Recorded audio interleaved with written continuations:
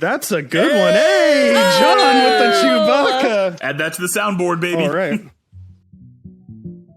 It's the Don't Make It Weird podcast with your hosts, Daniel and Dinosaurus.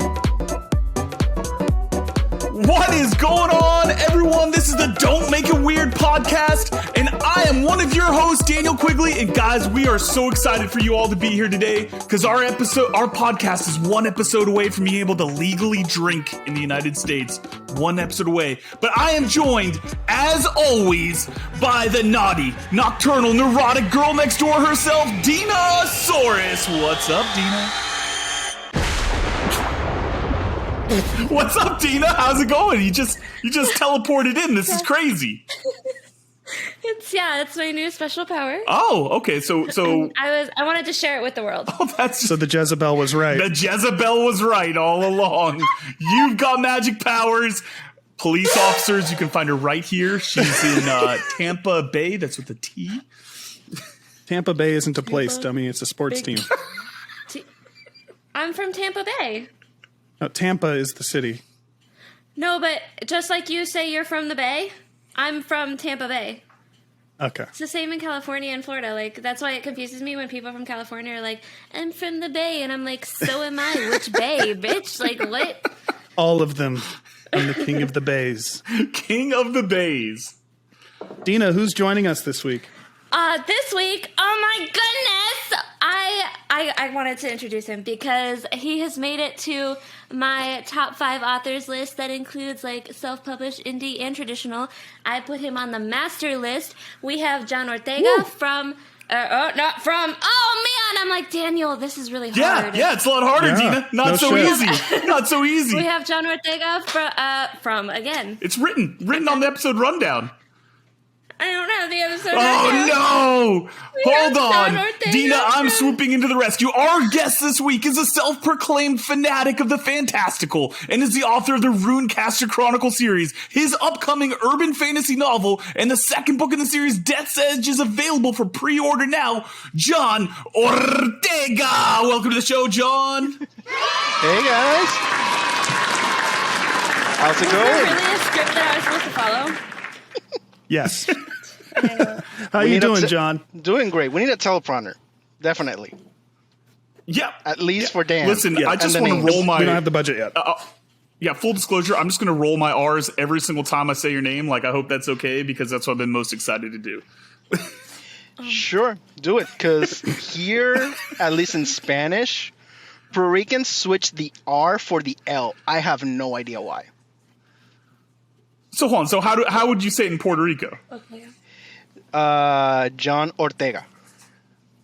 Ortega. So okay. the actual pronunciation would be Ortega. I sound Ortega. That's because Dina knows Spanish. Yeah, Dina does. She does everything. But listen. Before we go any further, audience, we got one more person that we need to introduce. He wants to be the very best, like no one ever was. To edit this show is his real test. Erotic reads are his cause. Producer Sean.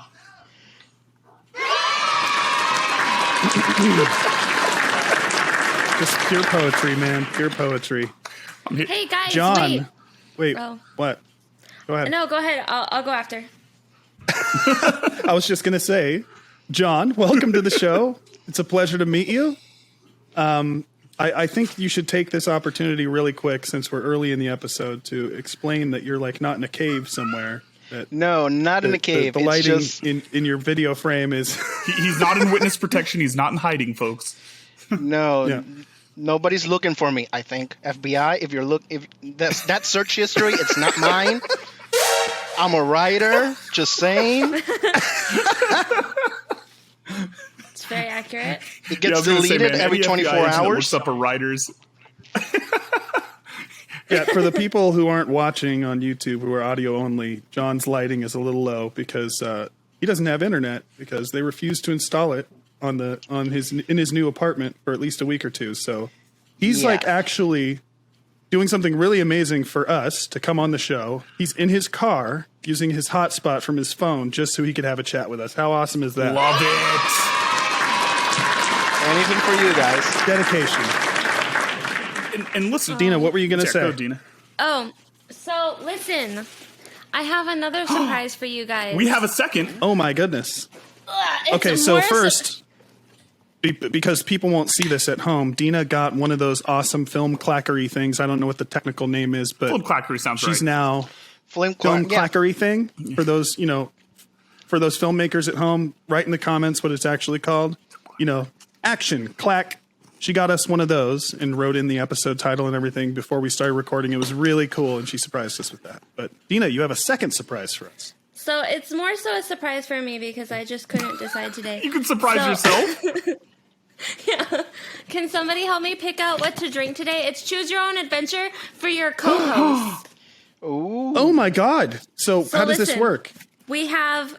It's wine. We have a red blend, a macabo, a rosado, Pinot. Can you hear me? Yeah. Yes. Yeah. Okay. Pinot Grigio, Cab. We've got everything. I feel like this has Why got to be won't guest Brad? choice. This has got to be John Ortega. You're getting Dina drunk today. John, what are we drinking? Ooh. Wow, it's like a freaking advent calendar of wines. Yeah. I'm cheating. Let's go for the red. Traditional. Ooh. All right. Red it is. This is a red. Is it supposed to be like a surprise thing where you open it up like an advent calendar and then you don't know what it is till you drink but I it? didn't want to do that. Oh my goodness. You and decision making do not get along. There we go. Dina's drinking has started off on a strong note right there. Excellent. Excellent. And while Dina gets her drink ready for us, John, you've got a pretty special story time with us. Tease the folks at home. What do you have in mind later in the show? What do they have to look forward to? Well, you know how in life, generally, you have like a couple months where everything goes right, and then on a single weekend, all hell breaks loose, Buffy the Vampire style. Like the Hellmouth open, demons yeah. come Oh, yeah. out, Me and right now. I ended up stranded on a deserted island. At the end of Whoa. it. Was there at least like an attractive like person with you, or were you by yourself?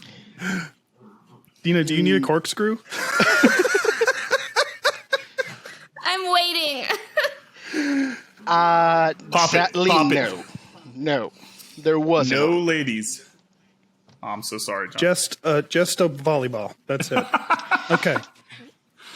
We'll have to wait until that segment to hear the rest of the story from John. The real question, Dina, are you going to... Oh, you're pouring it into the glass. That's what I was going to ask. Very fancy. Super fancy. Dina finally got her Don't Make It Weird pint glass.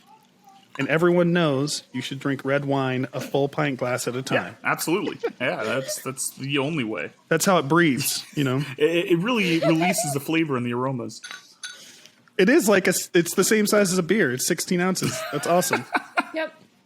Love it. All right, so we're going to get back on track to the actual episode. Sorry. All right, guys, it is time to bring back an old favorite. Dina's absolute favorite game that we do. It is time for Weird Superfights. All right. So, John, we explained to you how this works off air. Yep. In this particular case, you will be taking on Daniel in Weird Superfights. Dina and I will decide together who won at the end. Each of you will have 1 minute in your intro to kind of convince Dina and I why your champion would win this battle. And you don't have to reference anything that Daniel says or whatever in your argument. This is your reasons why you would win this matchup. After the minute goes by, each of you have a minute. You each have 30-second rebuttals and then judgment. And for the record, for the folks at home that might have missed our previous epic battle royales, whether it was with me and Dina or me and Chad Ryan, we have a pool of characters that we've drawn from friends, from me, Dina, Sean. We've come up with a bunch of ridiculous superpowers and some traits to kind of mellow out your character. You have to take a random drawing of all three of those categories and make your champion successful. I mean, John, are you ready? Oh, I'm going to win it. Maybe. Ooh, he's going to gonna win it, he said. Probably. Listen, undefeated champion right here. that. I win all super fights. That's not true, but okay. Nope. No. And there's You did video beat- evidence of that. You Dan. didn't beat Chad Ryan. And you broke even against Dina. So this is all lies. It's all editing after the fact. Sean edits it to make it look like a lose. I've never lost a fight. Listen, Okay. dinosaur love wins every time, bitch. We support dinosaur. unless you overuse it, and in which case you lose. We support Yeah. consensual Anyway. dinosaur love. Daniel, are you ready for your drawing? Let's do this. Let's go. I'm ready. Daniel, your champion is the fuck squid. God damn it. The fuck squid from Ghost River by Chad Wright, Yes. friend of the show. And for the folks at Okay. home that don't know what a fuck squid is, it is basically exactly like what you would think. It is a magical creature that is able to fuck you with its tentacles and use kind of illusionary powers. All right, and the fuck squid's abilities.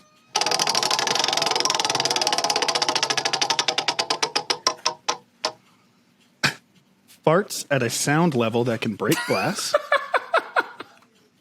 and What?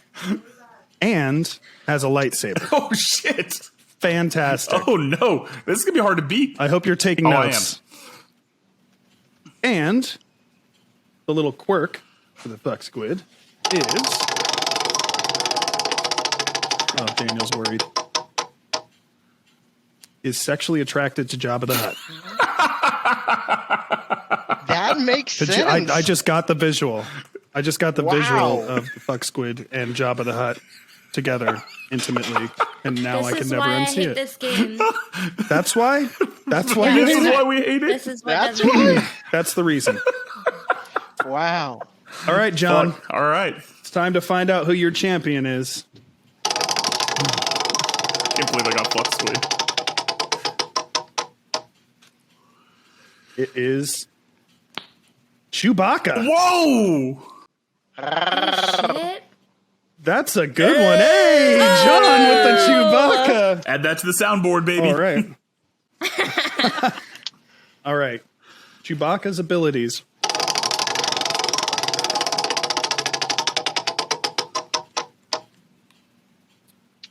Hypnotic persuasion with eye contact. Daniel, what is it with you and eye contact?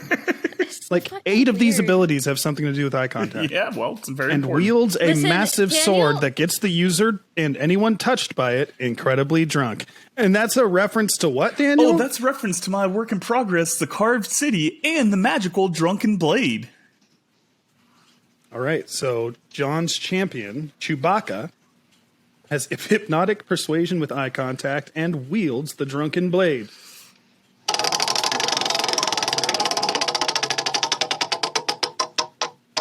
But his powers only work when he's sitting down.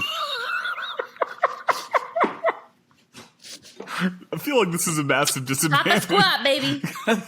All right, you guys. Who's going first? John, lead us off, baby. This is you. Let's go. Okay. All right. Chewbacca, you have 1 minute starting now. So Chewbacca is literally the MVP of the Star Wars universe. So he's after all that shit with Han Solo. We won't talk about Rey and his and all that shit. So he's sitting down on Tatooine. He's enjoying a beer, sitting down, and then out of the freaking tap water comes out this squid with a lightsaber. And he is just going like, who killed Jabba? I want the murderer of my lovey-dovey.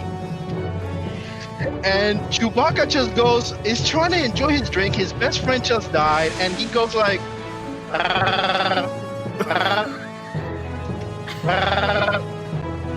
fuck Squid's not having it. He's like, I know who killed my lovey-dovey. 5 seconds. And he just wants a piece of Chewbacca. So Chewbacca just looks at him with his hypnotic Uh-oh. gaze. Time's up. Time's up. That was pretty good. Daniel, are you ready? Oh, let's go. We're ready. Your minute starts now. There could not be a more perfect opponent for the fuck squid than Chewbacca. Because guess what? He's part of the group that killed what his basic sexual fantasy is. And this is a creature of sexual fantasies. That means if it wraps you up in its tentacly embrace, it can make you see visions, it can hallucinate, and it will probe every orifice. But here's the thing, Chewbacca's got some shit too. You know, he's pretty powerful. But you wanna know what all that strength, all that muscle can't handle? Supersonic farts. So first, Fuck Squid just drops a huge fart, blows out Chewbacca's eardrums, and then guess what? He whips out the lightsaber, holds him at bay as his little tentacly penises go and ensnare him. And all the time, and all the while, he makes Chewbacca see visions of Jabba the Hutt just going, "Oh, Wookiee." Big tongue lick right there. And Chewbacca can't handle this. He's having a mental breakdown. And in the end, it's just an easy lightsaber right to the dome. And it's good night, Chewbacca, because the fuck squid is unbeatable with all of this at his disposal. Gotta say, the timing there was perfect. Yeah. All right, now, John, you're gonna have a 30-second rebuttal to what he just said, okay? Are you ready? Whenever you are. All right, your time starts now. So Chewbacca sees the lightsaber coming at him, and he just been looking at everybody in the tavern because everybody's been looking at him. He's just sitting down. He's not even moving. He doesn't acknowledge it. He just goes, "Argh," and everybody in the tavern swarms the fuck squid and tears it apart because Chewbacca doesn't even have to lift a finger. He just looks at everybody and just makes contact with his hypnotic eyes. He doesn't even have to get his drunken blade out. That's just his partner right there, his drinking buddy.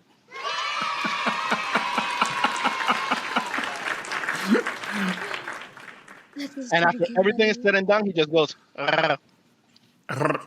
Man, he didn't even have to use the drunken blade. He just used his hypnotic persuasion. Well, I mean, it's probably a good idea to not use the drunken blade, but anyway. That's hurtful. Daniel, are you ready? Let's do it. Your 30-second rebuttal starts now. Now, normally for a lot of people, being swarmed by a mob would be kind of a problem. But when you got as many tentacle dicks as the fuck squid has, he's got a dick for every solution, every problem out there. And guess what? Supersonic farts, that blows all the eardrums. So he drinks some milk, gets a couple extra nice Taco Belly gases up in there, explodes everything out. Everyone's on the ground. They're writhing in pain. They're getting killed by tentacles. Hell, he picks up the drunken blade just because he can. He says, "You know what? I want to be extra drunk as I make you fantasize and die to Chewbacca."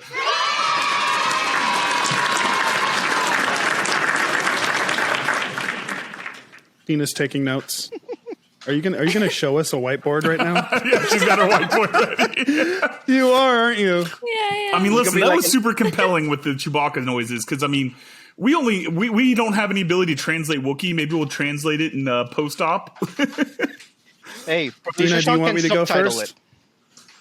it. Yeah, I Go can. ahead. Oh, I see what you're doing. This is my final answer. I have my final answer on the other side, but go ahead. Okay, that so, seems biased. Excuse that me, seems right. excuse me, Mr. Quigley. Please seize your time. Sorry, Please sorry. seize your time. So for me, I was really, really compelled by John's start. He's clearly a world builder, and it shows. He really set the stage for his argument, but his time management skills were not that great, in my opinion. Before he even got to the combat, time was up. So for me, Daniel takes this round because John got off to a slow start. And for the folks at home, Dina's got a whiteboard up that says Daniel sucks, S-U-X, with a little dinosaur on it. So obviously there's some bias as Judge Dina comes to the forefront. Yeah, so I made my decision based on wow factor because I only caught myself saying wow for one of the opponents. So my champion is Wow. It's because he did the Chewbacca, isn't it? It's the Chewbacca. Even, you know what? Yeah. Okay. The Chewbacca is Yeah, it was incredible. phenomenal. It was incredible. And the whole, being creative about having to sit down and basically using the bidding of everyone around to tear apart the fuck squid was pretty yeah, great. no, that was brilliant. Thank you.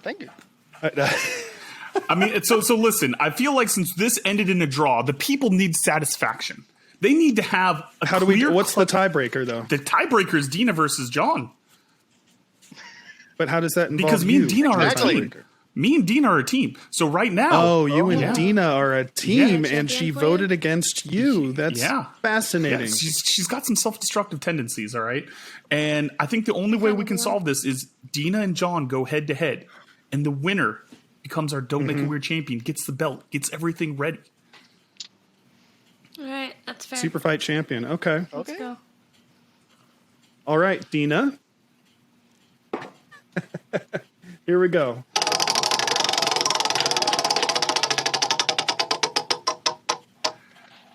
Grogu, a.k.a. Baby Yoda from The Mandalorian. We're keeping a Star Wars theme strong on this one. There isn't even that many Star Wars characters in the master list. It's funny that two of them came up. Get your whiteboard ready. Take some notes. I already did. I mean, in addition to Grogu's massive force powers that we know he already has, Grogu also can summon a unicorn. Oh, man, we've done that one before. Yeah, then do a new one. Do a new one. And- Yeah, do a new one then. Okay. Okay, we'll do a new one. Siren Song? I don't know what that is. Dina, do you want to fill us in? Like a siren, like mermaid. Yes, they can. So, lure like, their- he can make people fall in love with you with their voice? Ooh. Like, sing to them? Yeah, like I can lure them to their death. yes. Oh, incredible. And also shoots actual bullets from fingertips when doing finger guns. Bang bang. Fantastic addition to force powers. Yeah, I was gonna say, yeah, it's just like a little. Then And Grogu doesn't need a wand, but will only use their magic if they have a stick like a wand. Okay. That's actually pretty perfect for the Force. all right. Wow. Incredible. Hold All right, stick. John? That's my note. Stick. Okay. Hold stick. stick. Well, I mean, Yoda always held a cane, so I don't really see a problem Maybe here. we figured out why he does. That's his Scanning. wand. John. Sean Connery. Oh. The penis matcha. Days I will mine. not. I can do a Chewbacca. I cannot do a Sean Connery. Sorry. Well, listen, you don't have to be Sean Connery. You just have to tell us why Sean Connery would win. I'll fill in Sean Connery words for you, bud. Oh, my God. Sean Connery can turn into a 20-foot-tall duck-billed platypus. Daniel, And what also- are you on? Also has lightning powers. Also has lightning powers. What the fuck? I'm gonna lose. Yeah, the giant Like 20-foot. Zev from Yeah. like Zev from Thunderstruck by Daniel Quigley. Okay. We got all this? We good? Yeah, I All got right. it. And Sean Connery licks his lips grotesquely and winks at all the wrong times. Wow. This sounds like a supervillain at this point.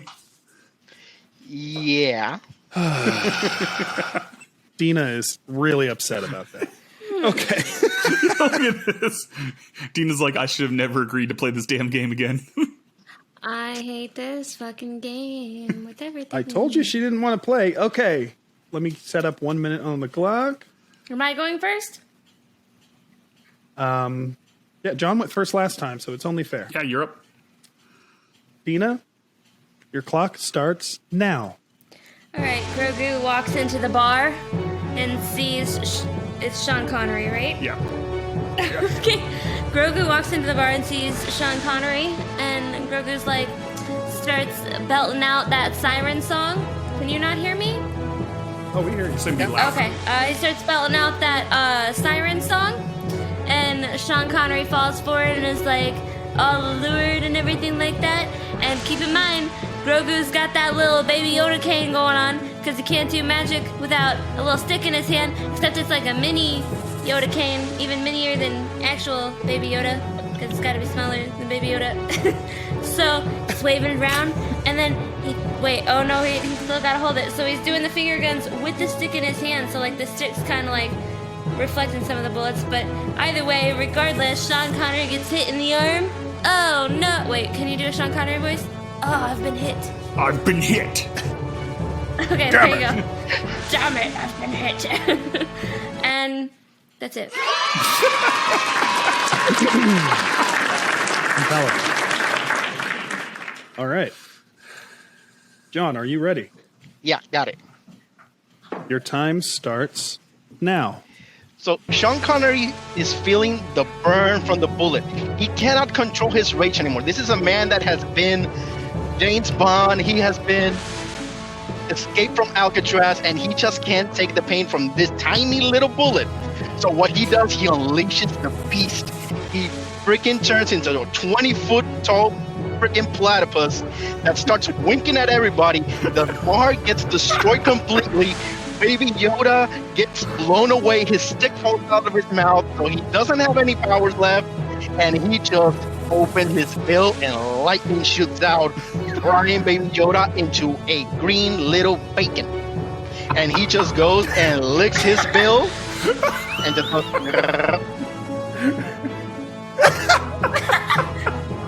Oh, the bill lick, Jesus. And winks at the corpse. Oh, he the winks at final the corpse. wink.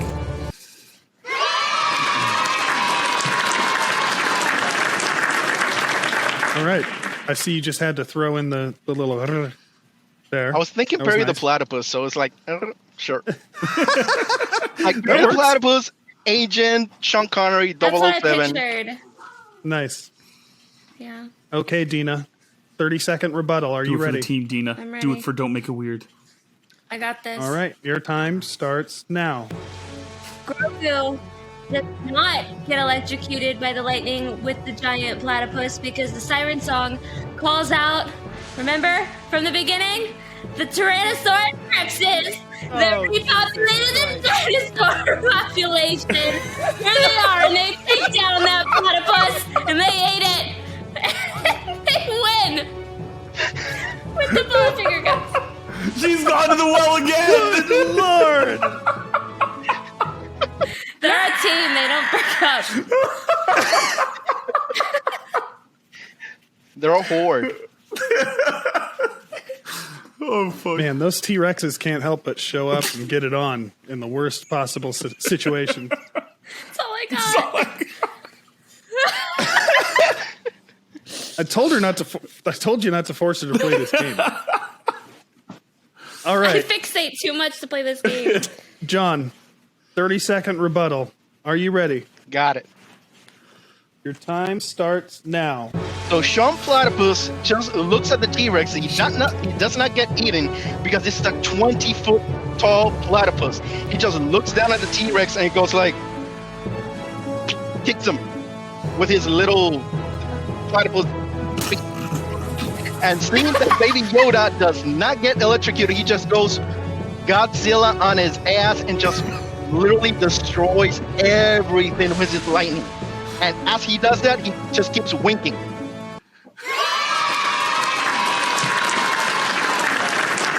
Oh, man. I don't know how tall T-Rex are, but I don't think they're 20 foot tall. That's a great question. I don't know either. Yeah, taller. Because that would change a lot of that fight. Let's You're see. good, Sean. They could be anywhere from 12 to 20 feet. So we're gonna say this is a 12 I was muted foot that whole one. time. I was saying yes, they can be up to 20 feet tall. But They were the 12 feet Ooh. version. All right, producer Sean, lead us off, Convenient. man. Who do you got as your winner? okay, so here's my thing though. Like, how is this a fair fight if you guys are judging for your own team? That's why I was confused when you said we're on a team. I make up the rules as we go, Sean. Okay, so the deck's stacked. Yeah, absolutely. Well, I think that both competitors were quite good. I mean, I would watch that movie, if I'm being honest, if that were optioned. Disney, make it happen. I know you're listening, as you do to every single episode we make. Not a sponsor. Yeah, not a sponsor yet. Yet. Hopefully, a future episode will be brought to you by Grogu. Anyway, I am a little bit biased because I'm a huge Star Wars fan, okay? But that didn't stop me last time from voting against Chewbacca. In this case, I do kind of have to lean towards John because Dina kind of pulled the T-Rex thing out of her butt again, and it just didn't work for me in this story. 12 or 20 feet tall, it still didn't work for me. So, John, I'm giving it to you. As far as I'm concerned. Now listen, I wanted so badly to vote against Dina. I did. I came in saying no matter what, I'm voting against Dina. But then she made a really compelling argument with the dinosaur. But you want to know what? I voted against Dina anyways because I'm self-destructive too. John gets the win.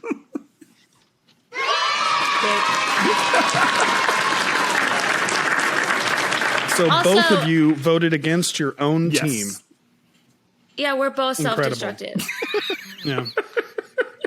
Also, Incredible. real quick, backing up, I didn't want to call it out in the middle of the game, but John, you buffaloed earlier. Oh, yeah. Oh! Get him. Where's my sound? Where's that buffalo sound? I took it off the soundboard because we almost never use it. I have it. Okay, I have it. There it is. There's our buffalo. You guys have a lot of buffalo in Puerto Rico, right? I'm gonna throw one of these in too. No. If you Puerto Rico does not at all.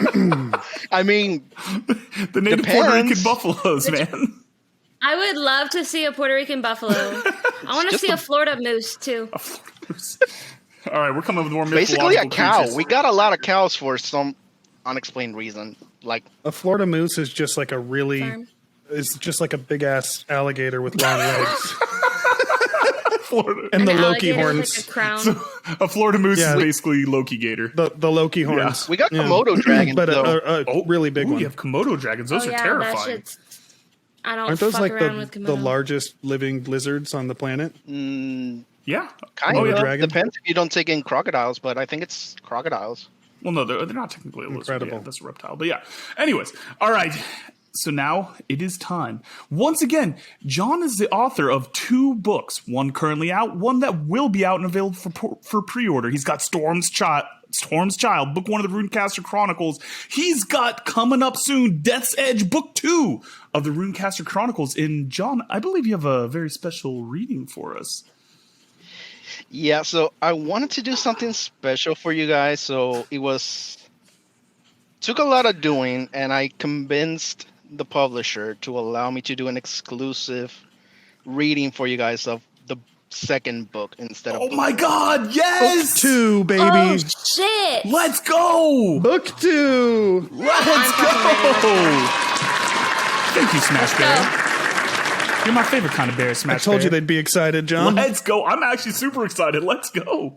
I am too. Oh my God. So I don't have an Irish accent like Nathan, so excuse the lack of Irish. We can use our imagination. Irish? So, okay. I rushed over to the car, broken glass crunching beneath my boots. The passenger side of the van was covered in blood. I looked inside and saw a woman with dark blonde hair slumped forward. One of the tree branches had struck the windshield and pierced her in the chest. A soft growl emanated from the back of the seat and caught my attention, raising the hair on the back of my neck. I frowned and tried to open the back door, but it was jammed. I walked to the other side of the car. Due to the crash, the door was popped towards the outside. I grabbed the handle, and after struggling for a moment, it became clear that the bloody thing wouldn't open by normal means. Magic rushed towards my finger. Oh, sorry, lost my... Please? Okay, sorry. Magic rushed towards the tip of my finger, and I carved a keyhole-shaped rune. A scale. The rune flared with white light, and the door vibrated for a moment before it slid all the way open with a loud screeching sound of metal against metal. The toys scattered over the back seat were covered in leaves and An open box of Lucky Charms had spilled its contents all over the floor. A bright pink car seat was secure in the middle. Its pink cushions were ripped open, the foam exploding everywhere. A green froggy onesie lay in tatters next to the seat. What the? A loud thunk came from the back. Devon peered out from behind me. Nathan, where's the baby? He asked, his voice shaking.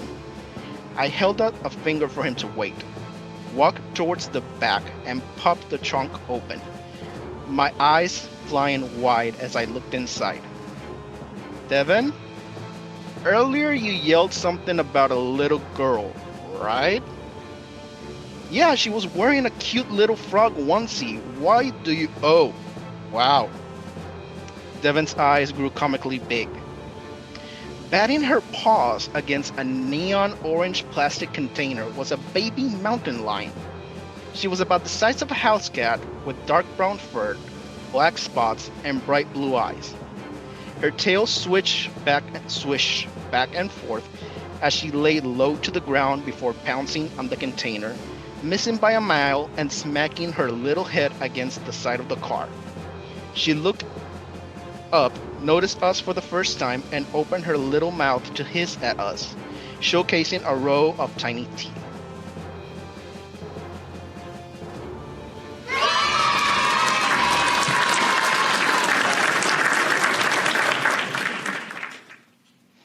Excellent. I want to know what happens.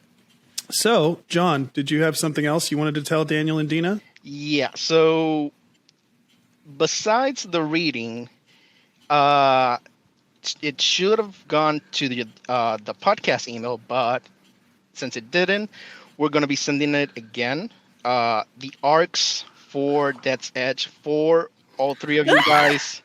Yes! As a gift. That's amazing! Yes! That was the most So adorable you do get to read. find out what happens. Oh my god, first of all, I realized I was on mute, but that was super adorable. I'm excited about this. I can't wait to You check love out it, Death's that's Edge. I was like trying to like figure out like a nice way to be like, hey man, like, can I get a sneak peek, please? Something, please. You want to add me to that Google Doc? What's up? That's all. That was such a good read, and I cannot wait to read book 2. Man, guys, I'm telling you, this book's incredible. I hope you guys check out book 1. I hope you get your pre-orders in for book 2 because it is absolutely worth it. John, thank you, man. For real, I flubbed the plug earlier, but like I had this whole thing in my head that I was going to talk about earlier. I have this like reading journal that I had custom made on Etsy. Not the same shop as ML's Garden Shop where you can get 10% off your first order using the promo code WEIRD, but a different Etsy shop. And I have like this custom reading journal that I like write down all the books and everything that I've read. And I only have 2 5-star books in that entire journal, and I've had it for like a year and a half of all the books that I've read. And John is one of the 5 stars. Hey, listen, that's high praise. My man. heart. She's I very have picky. not been Yeah. so long. So good. High praise. So good. So My now heart. that she's set you up and made you feel good about yourself, John, it is time for the portion where Dina asks the hard-hitting Effort therapy. questions, where she peels back the layers of the potato, and she tries to get you deep in your heart and soul, John. Do you have tissues in the car with you? Are you ready for this? Yeah, I have tissues. I like that you're prepared.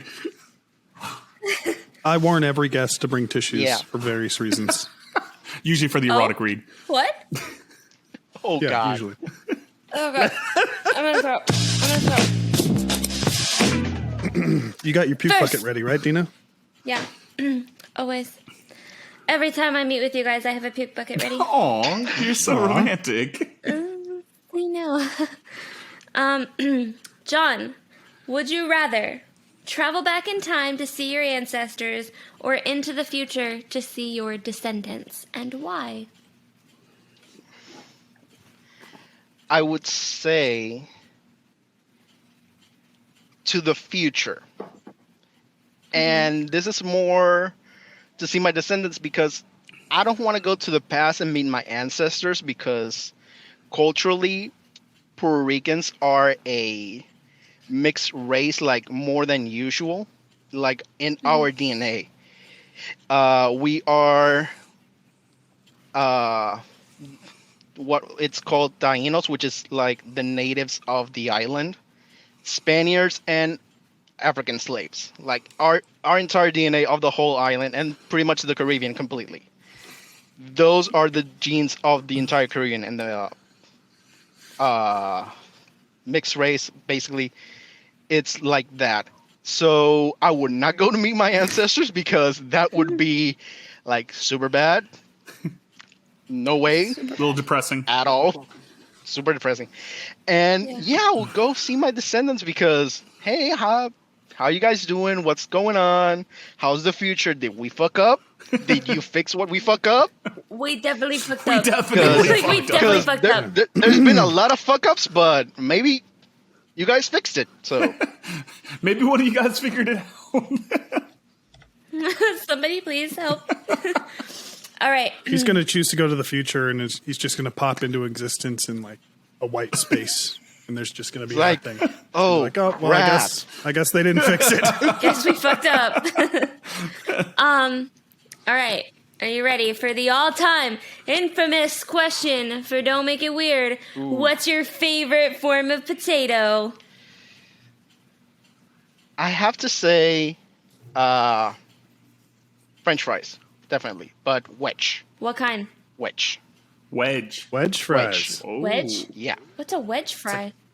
Like a potato wedge. It's like a big Oh, a fry. potato wedge. Oh, Yeah, potato. fuck. Yeah. Do you guys remember KFC's potato wedge? No, I'm gonna get Oh, emotional hell if I yeah. start talking about it, but like, I don't want to go into detail. But no. You got really No, excited we there, Took them Dina. away. Listen. Okay, wait. It was like losing a family member. Yeah. No, wait, okay, stop it. Because here's the thing. This was a tradition. I don't want to take over, but like I need to explain that. This was a tradition when my dad was teaching me to drive. He would take me out every Sunday after church. We would go for a driving lesson and we would buy KFC potato wedges. After he died, I found out that they canceled their potato wedges, and I literally cried in the back seat of my best friend's boyfriend's car. I cried in the back seat, and he literally hunted for potato wedges for me. So I love potato wedges. That's a good answer. We're gonna have to go find Dina some potato wedges. That's heartbreaking. Get me KFC potato wedges. If anybody can do it, I'll, You know what? I'll fucking marry him. I don't Oh care. yeah, sorry. I don't know what grocery stores you have out there, but the deli at Safeway out in California has really, really good potato wedges at their hot deli station, and yeah? they're really similar to the KFC. So all right. So speaking of, I'm going to Guess I gotta go to transition. I'm going to California. transition on that, John. If we were to go out to Puerto Rico and hang out in your apartment, what would be like the best traditional Puerto Rican dish that you could either find or make for us? Like what would be like this is what you got to have in Puerto Rico? Oh wow. There's basically everything that's bad for your health because it's Puerto Rico. I'm down. You So already there will convinced me. be okay. There will be two. There'll be two. Well, be one place and one dish because that one dish you can basically get it anywhere and everybody makes it. But it's pasteles, which is depending on the person. It's a mixture of different kinds of meat, plantain, and it's really, really good. You will get it everywhere. Like it's basically the Christmas dish. Is it And also acceptable on it's single kinda Hanukkah? like- day of the year. It's kind of like tamales, right? It's kind of like tamales, only not so spicy because tamales they make them spicy, but not that much. But it's basically the signature dish of Puerto Rico and basically of the Christmas season. Which, if you look up internet, Puerto Rico has the longest Christmas season in the world. That's sold. Like, that's awesome. Listen, my best friend in college, she was from Puerto Rico. I forget which island she was from, but like, and for real, they go all fucking out for Christmas. It blew my mind every time. That's amazing. That's amazing. Dina, and the place to sorry, go on. and the go on. place to go would be Guabate, which is in the south center of the island, and it's basically an all-you-can-eat like pork It's old again. Yeah, You this got is me. all things I like. I'm in. You said bad for your Yep. health. Check. Lots of meat. All you can eat. Check. I mean, This is a total win. you don't have to say anything else. So we're gonna do our next Don't Make It Weird broadcast from Puerto Rico, guys. Right? Like that's. I'm down. I've always wanted to go. It's a big let's go. culture. All right. So Dina, do you have any other questions before we get into the author questions? No, I'm okay. I just wanted my potato thing answered. Just Of course. as long as Dina got potatoes, she's good. That's. We can And end the potato interview wages now. are I mean, life. at this point. Like, Yeah, they are for real. Yeah, I was gonna say I'm excited for some of that Puerto Rican cuisine, man. That sounds good. So, all right, we are gonna get into your books. We're gonna talk a little bit about Storm's Child. We're gonna maybe see if we can get a couple of we're gonna see if we can pry some information out of you about Death's Edge. And I wanted to give you a huge compliment here, John, because not only did this get the first 5-star, normally I'm the guy that reads the books on the show. Dina read your book. You are her first fully completed book on our show, and so that's a huge honor, man. It only took 20 episodes. my heart. Dina has my heart completely. It was so good. All right, so I'm happy to care for it. I'm gonna lead us off. I With our told first John one. Sorry, pre-show. Bob. Sorry, I told John pre-show that first of all he came to me and he said, "Hey guys," he said, "I want to." He said, "Hey, I want to surprise the crew with a special reading from my second book. I convinced the publishers to let me do it." And I was like, "Dude, they'll fucking flip because you should have seen them in the group chat while they were reading Storm's Child, Yeah. gushing about this book. They frickin' loved it. They're going to be super pumped." It's true. It's all very, very true. Yeah, for sure. It's so good. Love the perks of the job, baby. Sorry, I'm going to kick us off. With my first question. So, there's a lot of interesting mythology and things that go on in this book, and I know that Dina wants to geek out with you on the mythology, so we're going to get to that in a second. But I want to talk to you a little bit about the characters, because you give us a really interesting cast. You've got our necromancer, the family man with a heart of gold. We've got, the tortured werewolf. We've got, witches. We've got fae. And we've got my girl. And we've got nymphs. Can't forget nymphs. And dryads. And we have my girl Sabine. So talk to me about your character creation and spend a little extra time on my girl Sabine. So the first thing that I wanted to do was create this environment where you go to a city and you experience the whole different culture of the city as soon as you get into the city.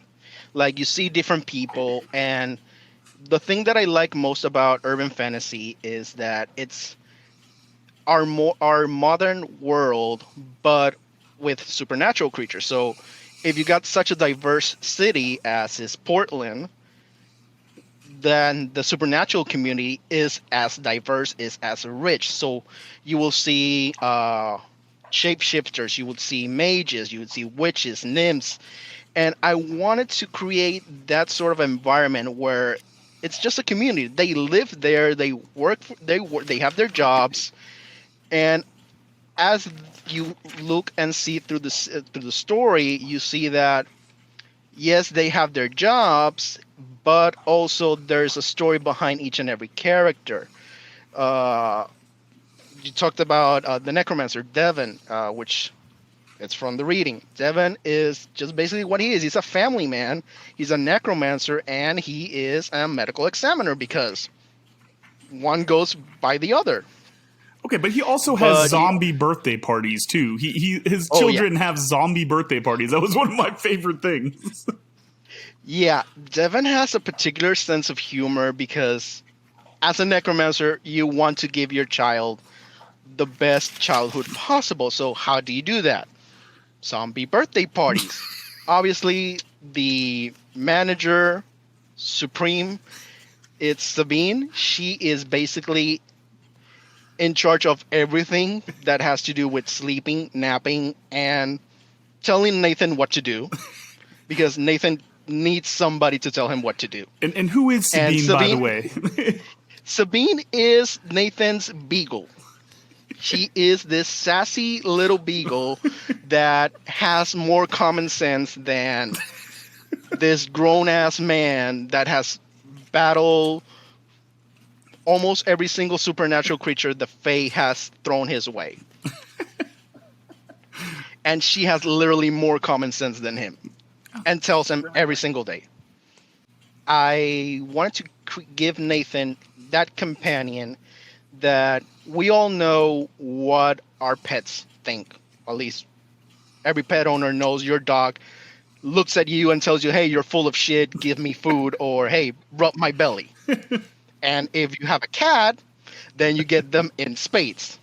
So this dynamic between Sabine and Nathan, it's one of the richest and most fun thing to write in the book, at least for me. It came through that way too, like, and when I first, speaking of Sabine, when I first was reading it, have you read I Am Number 4? Yes. That series? It reminded me of Bernie Kosar. Kosar? Am I saying it right? Kozar, yeah. I think. Based on a famous Maybe, football yeah. I think it's player. Kozar. Yeah, she was. Bernie Kosar. He was a Chimera. That's where I got it from. God damn, So he's it a reminded me of that quarterback. dynamic, and I really liked it. No, he's a Chimera. He named his beagle a Chimera. He didn't name his beagle a Chimera, but his beagle was a Chimera that he named Bernie Kosar. Okay, Anyway, hold on. okay. John has read the book, so I want John's take on the whole Chimera Chimera thing. Okay. In this particular case, Dina is right. It's No! Chimera. Wait, really? Wait, really? Oh In my the god! in the context of I Am Number 4. In the mythological context, it's Chimera. Can we get some glow up? Can we get some glow up music like? Because It's been 20 motherfucking episodes. I've been telling y'all, it's Chimera in that world. because it's even spelled differently. We It's need even spelled differently than Chimera. the Michael Scott. No, God, no. No. Thank you. There, how about a harp? Does that work I for you? feel this is it. I feel vindicated. Fun fact: Dina means judged and vindicated. So, okay. Anyway, back. My question. So, I counted 9 different mythological legends that you input into this world and just like threw everything together, plus 1 video game reference. I'm very proud of myself for getting that one. If it was actually true, I could be making it up. But Donkey Kong, right? It was Donkey Kong. Tecmo Bowl 94.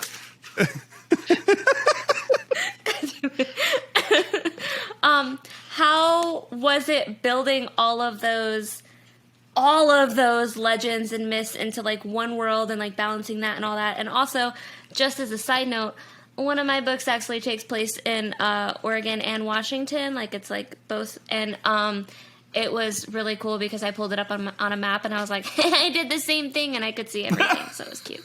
Okay, go ahead. So the main focus or the foundation of the book mostly is with Irish mythology and the Fae, because Nathan lived most of his life within fairy. So as I was creating the story, I just thought, we as humans, we like to tell stories. And my biggest, like, the thing that kept going on the back of my head is this great ancient civilizations that made and discovered things way before like Renaissance and modern times. They wouldn't worship or create these zoos existed to them. Not just Kali, the Fae. So, and like when you talk to your grandparents, they tell you, hey, don't do this, don't step on a crack or you'll break your mother's back. That kind of stuff, it gets retold and has power. So in this world, everything exists. Every single mythology exists. Every single god exists. Every single creature that you think of exists, but through the lenses of humans. So what we know as certain creatures it's just because either that creature or that pantheon made some propaganda. So what you know about fairies or what you know about werewolves, it's because, hey, or Artemis or the fairy queens knocked on, for example, Walt Disney's head and said, hey, we like you to tell these kind of stories and do it like this. Because, at least with fairies, everything is not what it seems. So that's was my motivation for like all the different mythologies. And side note and trivia, Nathan is the worst person to see Disney movies ever because he knows every single body in the Disney was like, yeah, Goldilocks, yeah, she's not like that. She's terrible, she's mean. The Wicked Witch of the West, yeah, I owe her money, so don't tell her where I am. I love it. And one of the things I thought was really interesting about Nathan is, and like people who know me, I'm a total like weapons nerd. And his main weapon that he always pulls from his charm is his Morning Star. And I think that was a really interesting choice because typically in most fantasy, whether it's TV, movies, or whatever, your main heroes, it's the staff, bow staff, it's swords, maybe bow and arrow, or, modern weapons. I can't think of anyone else that I've heard of where it's like, yeah, that main weapon was a Morning Star. So what made you want to kind of, and I know that he is actually supposed to be really good with a sword, but he just doesn't do it in the book. But what made you want to choose the Morning Star of all weapons as your main go-to kind of iconic weapon in this book? So something happens that he doesn't have his sword anymore. So he needs a new weapon. And the thing with swords, even if you have them magically enhanced, is that most of the inn's guests have rapid healing. So a cut, even if it's a shallow or a deep cut, will heal in seconds. So he needed something that could potentially inflict better damage and would take a little bit longer to heal. So he went from swords to blunt weapons, and then he went to the Morning Star because bones healings take way more energy and time than an actual sword. And since he doesn't want to kill his guest when they get assholey, he just wants to like calm them down. A Morning Star was the best choice for him. I didn't even fucking pick up on that. That's really smart. God damn it. I have a whole fucking list of shit and I was like, that's a clue, that's a clue, that's a clue, that's something, and I didn't even fucking pick up on that. So one thing that I like to do when I'm reading is I like to if I'm really concentrating on the book, and I like to take apart pieces and little things and Easter eggs that I think that I found. Did you purposely pick out the meanings of the names of your characters to resemble characteristics that they had? Because I found correlations with every single one of them. Yes. Most of the time... Oh, shit! Burr, burr, burr, burr. I'm so proud of that one. I really thought you were going to say no. No, most of the time I try to make the name mean something from the character or a characteristic of said character. If I don't have time, and I just I've been dealing with this character and it's just I don't like your name. I really don't. I go through 1,000 baby name pages. I sometimes scroll through Twitter, just hey, this name is okay. That name has any meaning? So you're gonna name a character after me, right? That's what I'm hearing. Because you said scroll through Twitter. Yeah, right? I sometimes scroll through Twitter and just hey, that's a cool name. Let's go with that. So if somebody sees their name in the series? book, okay, sorry, oops. But yeah, there's a lot of, especially with some characters, there's hints of their backstory or something that happened to them within the name. Yeah, the one that stuck out to me the most was Cassius, because it means hollow, and I that was the one that I looked up and I was like, he's doing this on purpose. So then I went back and I looked up everybody's name, and I was like, yeah, there it is. Look at Dina look out at here that. doing all That's this incredible. research. I really go all in when I read. Yeah, like, you're not allowed to ask questions trying to anymore, tell you, Dina. I go You're all making me in. dumb. No more asking questions. You're welcome. Perfect. All right. So one of the things I want to talk about, and it's a really how you weave in humor with your books, because one of the passages that I circled, it was just, I turned to Julia and clapped my hands together. Well, that was ominous. Pizza. And just like, you have like little things like that where it's just like, he's so offhanded, he's so snarky. And, how did you build that sense of humor? Because it's so hard to write funny in books, I don't think I'm funny at all. Honestly, I just write and send it to like my alpha readers, my beta, and my editors. Like, what do you think? And they go like, "Oh man, this is funny." I'm like, "Really? Okay, good." All right, Dina, do you have any other questions, or can we get a little sneak peek into Death's Edge here? We can get a sneak peek into Death's Edge. I'm all good. I fangirled out. I geeked out. It's And fine. yeah, you've just been vindicated this whole episode. This whole episode is just Dina winning, and it's driving me nuts. Listen, I have never had the opportunity to talk to an author that I fully immersed into their world. Oh, by the way, I have a pitch for you. This is the adult version of Percy Jackson's world. Oh. This is so. I can't even words. It's so good, and I just really appreciated having the opportunity. That was perfect. I can't even words. Just like every little Easter egg, I'm so happy that I actually picked up on it. Yeah, Dina and I share like this immense love for Percy Jackson. We do. Sorry, so Yeah. John, what can you tell us? Like maybe set the scene, give us the elevator pitch of Death's Edge. Fans of the first book, people that hopefully are gonna be picking you up after reading this episode. Give us a little taste of besides obviously the read that you did. Give us a little taste of what Nathan's getting into in this second book. So, second book takes place a couple months after book one. And Nathan is dealing with the fallout of everything that happened in book one. Like, everything. Because he just didn't No spoilers. he didn't just get physically basically almost destroyed, because I'm hard on my characters. I was that kid that destroyed his toys. So, that translates to characters. Yep. But the world, though, at least that's not a spoiler because it's in Stormchild's synopsis. But he was hiding from the Fae.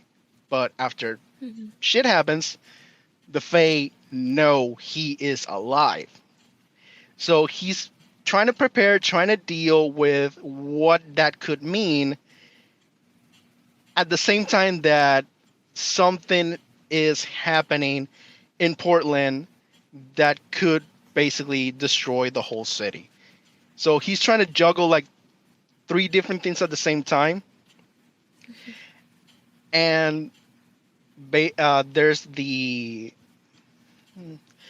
like a little plot line that basically, if you read carefully between the lines in Stormchild, you can figure out a little bit of what comes out in book 2. Oh, I know it's good. Okay. I'm ready for That's this a good shit. one. He said And enough. that's a good one. He And said before enough. we He get into said any enough. spoilers, and before we get into story time with John, Dina and me each have one off the wall question. A little something crazy, get a little weird with you. Dina, while you think about your question. You go first. Yes, Daniel. I would love to do that, Dina.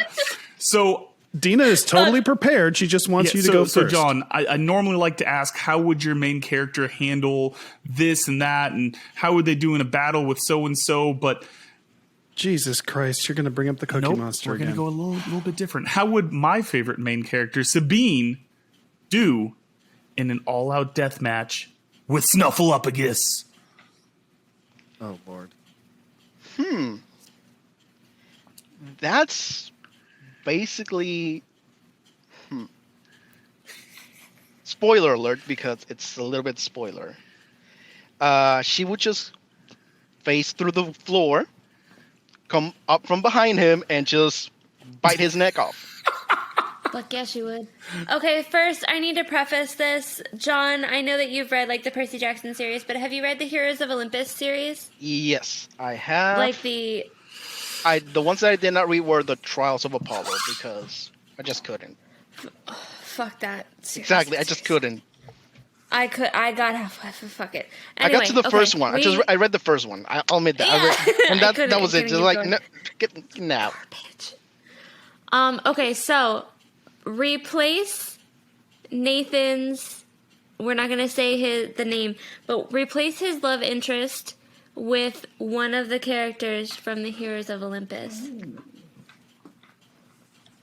From like the 7? Or from like well, I mean, no. Do anybody. Let's make it real interesting. Okay. Like Hera. Ooh. Fuck her. Okay. She messed up. She messed up a lot. Yeah, all right, that's fair. I'm on board with that. That's a good one. Oh, man, that is a very good one. All right. So we got through our off-the-wall questions. It is time for the fan favorite. Can we have story time with John Ortega? So, I don't remember what age I was, but it was basically below 12 years old. So, I was going on a weekend with my dad because my parents are separated. So I was going on a weekend fishing trip with my dad. And my dad is the type of person that likes to put politics on the radio. And 10 to 11-year-old me, it's just like, I'm not having it, so I fall asleep. And I don't know in the U.S., but in Puerto Rico, at least at the time, if you were under the age of 12, you could not ride on the front of the car, on the passenger seat. You had to ride on the back. So I wake up because the car stops moving. And I looked up, and there's a cop in the passenger window talking to my dad about me. And I'm like, what? And I haven't woken up. And the cop goes like, son, how old are you? And I'm like, 10, 11, whatever. And he looks at my dad. He's like, sir, do you know that a 12-year-old a minor from 12-year-old cannot go on the passenger seat? And my dad goes like, no, he is almost 12, like next week. And I'm like, no, Dad, my birthday is like several months away. Yeah, Dad, know my birthday, God. And he goes like, oh, you're getting a ticket. So my dad got a ticket, and he, as we continue to deport, he goes like, why do you say that? You just need to say this. I got a ticket. After he reads me like the whole script, but I'm proud you didn't lie. And I'm like, you just spent 45 minutes saying that I should have lied, and that you're proud I didn't lie. Oh man, like, keep it together. So we got to the port, and he says, well, hey, a couple friends of mine loaned us these jet skis. And I'm like, okay, cool. So, going a little bit out of the story, geographically, Puerto Rico is the main island, but there's several small islands around Puerto Rico. There are the city islands, which is Vieques and Culebra, which is to the east, and to the south, there is a deserted island, which is Dead Man's Chest. That's not ominous at all. That's totally, yeah. I like the sound of that. So, I'm going there. And around Dead Man's Chest, there's like this small little inlets. And people go there, they go fishing, they go swimming, they go on the island. It's pretty fun. So my dad goes like, we got 2 jet skis. You're riding with me, and your stepmom's riding on the other one. And like, okay, cool, can I drive? And he goes like, no, I got a ticket because of you, so you're not driving the jet ski. Not because I'm 10 or 11 or anything like responsible dad, like, hey, a minor shouldn't ride the jet ski, even though we've done it before. But like, no, you got a ticket. Yeah, but thank you for telling the So truth. I'm like, Punishment. so yeah, you told the truth, you're not riding jet ski. Like, Thanks, Dad. Wait, so were you able to ride it at all, or just not drive it? Drive I it. was able to ride it, but not drive it. And I wanted to drive it. Okay. And I was pissed Right. because I didn't drive it. So I sit behind him, and he gives me the rope that it's used to tie to the boat. And I'm pissed, so instead of holding the rope, I let go of the rope. Bitch, I would know.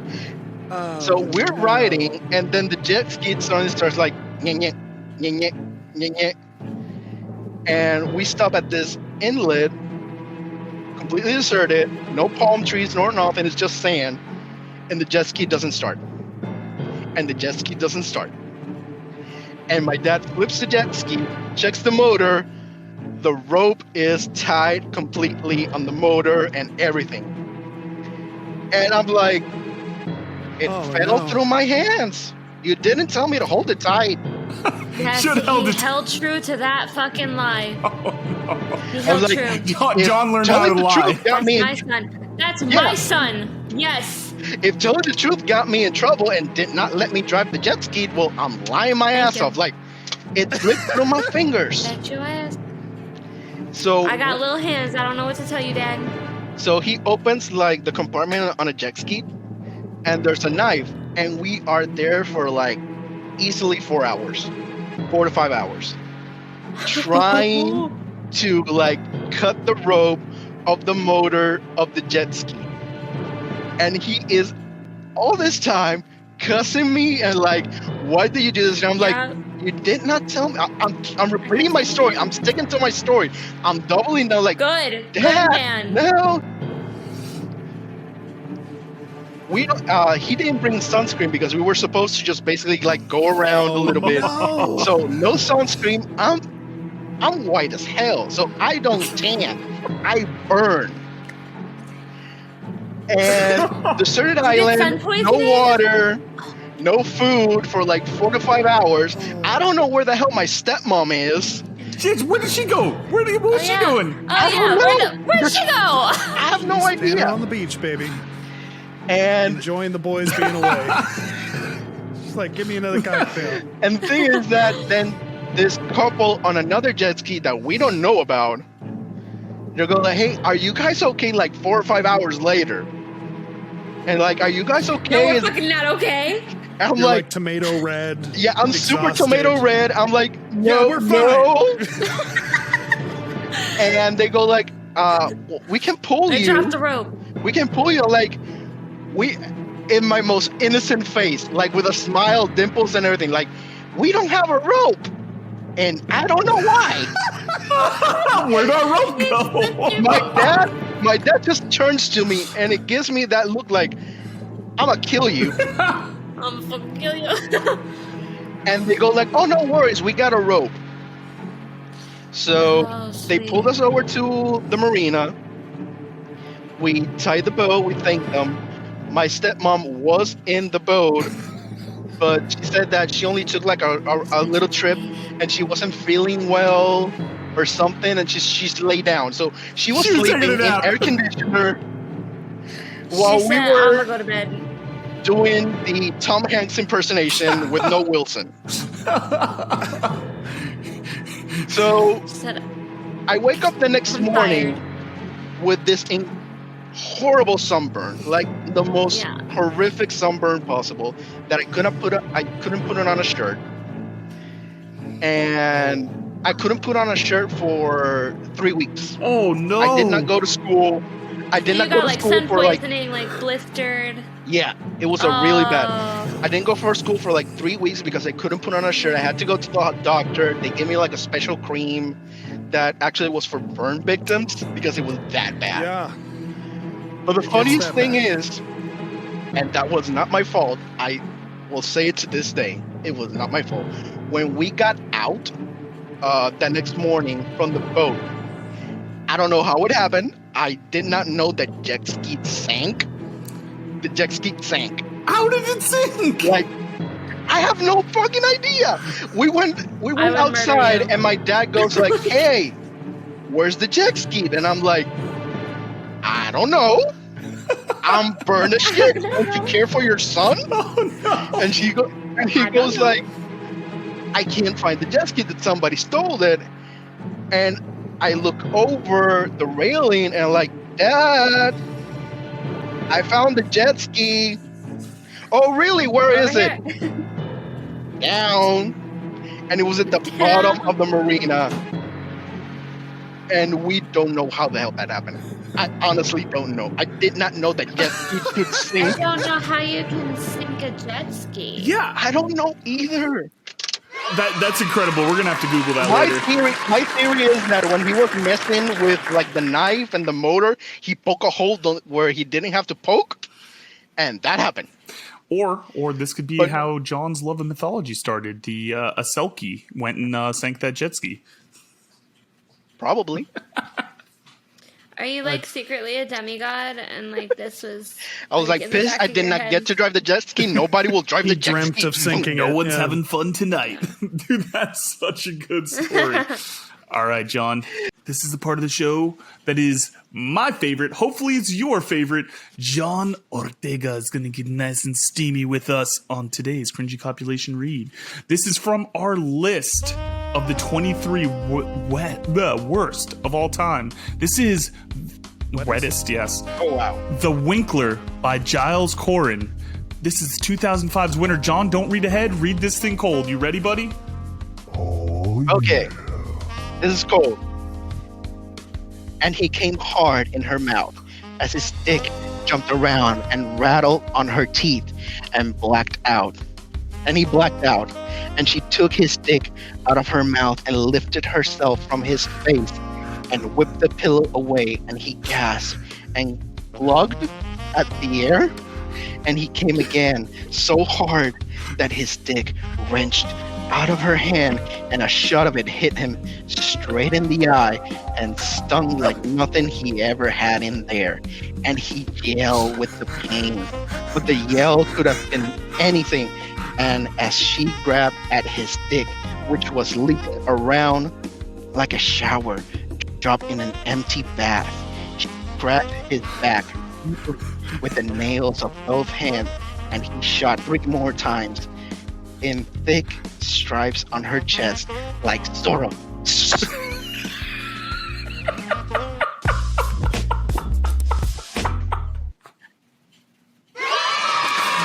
He said like Zorro. That ending was like Zorro. Okay, let me just say something before we go on. I looked over the reading while John was reading it. It is literally one run-on sentence from start to finish. Yeah, Is I it? noticed There's no like, periods It sounded like it. in the entire thing until in thick stripes on her chest, period. Zorro. Like Zorro, period. It and sounded there's like like it, only and I 2 was like, comas. I was like, what? It's horrible writing. This is a traditionally published book, yes, it Daniel. is. stop. This is Stop no, it. seriously. This is It's Winkler literally by like Giles 2 Corrin. paragraphs scrunched together with no punctuation. God. I just like that. Like his penis is like a runaway like fire hose. He's just It's shooting. rattling around. He No. shot, The Shower. rattling I is mean- what shot his really own got eye. me. Don't you hate He when that shot his happens? own eye. He gave himself. All right. So, John, we're almost to the end of the show, and we've got a very proud tradition here. You have a 1-second pitch to pitch Storm's Child. You only got 1 second to sell people on. We'll give you a full run later. I would say to sell the Rune Caster. the Rune Caster Chronicles. There you go. Better. So 1 second. Tell the folks why they should check out Rune Caster. Face shenanigans with Sassy Beagle. Face shenanigans with Sassy Beagle. Love it. He came prepared. He came Yeah, he prepared. did. Our guests are learning. Well, he watches the show. He watches Yeah. the show. He knows what And happens. listen, he around didn't even here. have to threaten our guests with this one. This is a new high for us. No Hey, threat. Peter Sean. No threat of violence. Hey, I like Uncle it. Peter. Uncle Peter. Uncle Peter. Give us a full pitch of your book. All right, now you got more than 1 second. Give us a full pitch of one. Folks, check out the Rune Caster series. So the Rune Caster series follows Nathan Mercer, which is the owner of the only inn for supernatural creatures in the world, as he battles through not just his demons, but the Fae and every single mythological creature and supernatural entity that tries to ruin his day, because he only just wants to drink some tea, eat some food, and just tend to his guest. Love him. And he's a coffee and tea drinker. He's both. Beautiful. Coffee and tea. And listen, folks, this has gotten our first Dinosaurus 5-star dream journal right there. So guys, you got to check it out. I love the book. Dina loved the book. If you love urban fantasy, you've got to check this one out. You can find this anywhere on Amazon, Barnes & Nobles. You can check out John's page. You can also get on Smash Bear, our fine folks at Smash Bear Publishing, to check out his books. Storm's Child, book 1 of the Rune Caster Chronicles, and coming out September 26th, Death's Edge, the book 2 of the Rune Caster Chronicles. John? That's the day before my birthday. Hey, you already got it. Oh my goodness. Hey. Oh my goodness, what a nice present. Thank you. Well, I mean, you're going to get the book early, so. Yeah, I'll get that. Early birthday present. Just 38 There days. you go. Man, John. 38 days. There you go. So, John, thank you so much for being on the show. Thank you so much for hanging out with us, sharing your trauma. John, where can the folks find you? The folks can find me on Twitter at JOrtegaAuthor, as well as Instagram, which is John_F_Ortega. Perfect. And you can find me on Twitter at DanQ, capital Q now. DanQ Writes Thing. DanQ Writes Thing. It's still not dank. dank. The capitalization takes away the dank. It's still dank. Guys, someone... It's dank. Damn it, John! Dang. Thought you were better than this. The guest is always right. Make us happy. Dina, where can the folks find you? You can find me on Twitter at DinosaurusD. That's I always forget how we do it. That's what she said. It's only become a thing last week. Like, you've been fine every other time. Now you have a complex. It's true. Producer Sean, where can the folks find you? I will be absolutely destroying a Cuban sandwich. It has nothing to do with the stories that happened tonight. It just so happens we got Cuban food for dinner. All right, and before we get out of here, like Shannon, we serendipity. love you. I'm just thinking about you, thinking about Fords, thinking about sandals. Good morning, Good morning, Shannon. Hey, Shannon. All right, guys, it's been the Don't Make a Weird podcast. Jazz hands, everyone. The Don't Make It Weird podcast, hosted by Daniel Quigley and Dina Soros. Produced by me, Sean Holden. Music by Amaria. A very special thanks to our guest this week, John Ortega.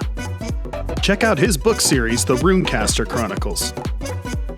Do you have a message for Dina or Daniel? Give us a call at 347-69-WEIRD, and we just might listen to your message on the show.